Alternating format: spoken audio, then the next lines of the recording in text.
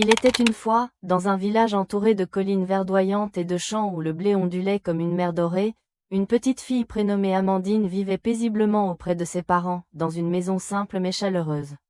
Chaque jour, elle grandissait dans la joie et la sérénité, comblée par l'amour paternel et maternel. Son rire résonnait dans la cour comme une clochette. Un jour, un tragique accident lui arracha son père et sa mère, la laissant orpheline alors qu'elle n'avait alors que 10 ans.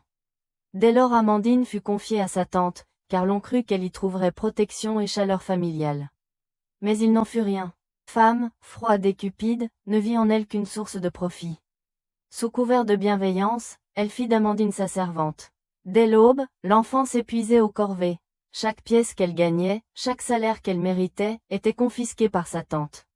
Elle ne recevait en échange que de maigres restes, un savon, parfois un bout de pain rassis. Ses habits, en lambeaux, pendaient sur son corps frêle, comme un voile de misère. Et pourtant, malgré tout, Amandine gardait son sourire. Oui, dans la nuit de son malheur, son sourire brillait comme une étoile obstinée. Et dans ses yeux, limpides comme deux sources pures, on lisait une bonté intacte, une lumière que rien n'avait su éteindre. Un jour, la tante lui annonça sèchement. « Tu vas désormais travailler comme vendeuse de beignets. Cela rapportera davantage. » Ainsi commença une nouvelle page du destin. Amandine entra au service de Béatrice, une femme réputée dans toute la ville pour ses beignets aux 1000 saveurs, mais surtout pour sa générosité. Béatrice fut aussitôt frappée par la douceur de la jeune fille, par son sourire qui résistait à tout. Mais quelque chose l'intriguait. Chaque jour, Amandine venait vêtue des mêmes haillons usés. Un soir, Béatrice lui demanda avec bienveillance. « Mon enfant, pourquoi ne changes-tu jamais de vêtements ? Tu as pourtant un salaire. Je veux que tu sois présentable. » Alors, le masque du sourire se fissura. Les larmes coulèrent sur les joues d'Amandine et, d'une voix brisée, elle confessa, « Depuis mes 10 ans, je donne tout à ma tante. Elle ne me laisse rien.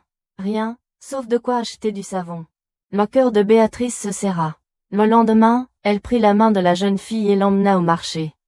Là, elle lui offrit de beaux vêtements. Et lorsqu'Amandine se vit dans le miroir, propre, coiffée, vêtue comme une jeune demoiselle, ce fut comme une renaissance. Ses yeux, où brillait déjà une pureté rare, resplendirent d'une clarté nouvelle. Mais Béatrice ne pouvait en rester là. Elle décida de rendre justice à Amandine et l'accompagna devant le juge de la ville. La tante, furieuse, cria « C'est ma nièce. Elle est sous ma garde. On ne me l'arrachera pas. » Le juge répondit calmement « Elle vient d'avoir 18 ans. Elle est désormais libre. C'est à elle de choisir. » Alors, avec un sourire mêlé de larmes, Amandine dit « Je refuse de vivre avec ma tante.